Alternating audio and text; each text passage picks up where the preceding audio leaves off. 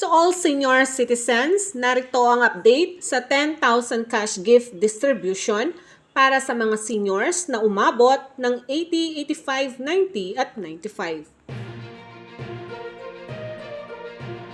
Ang NCSC ay puspusan ang paghihikayat sa mga seniors na mag-apply o magsumite ng aplikasyon para sa kanilang makukuhang 10,000 cash gift.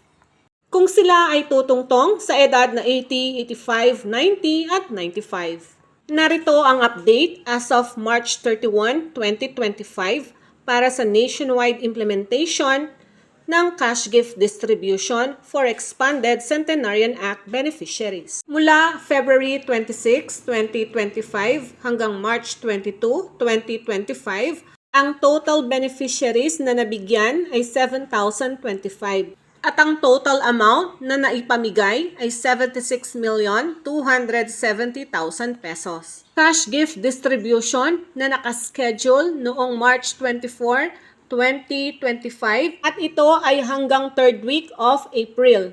Ang physical target ng NCSC ay 33,491 at ang total amount na dapat ipamigay ay 359,480,000 pesos.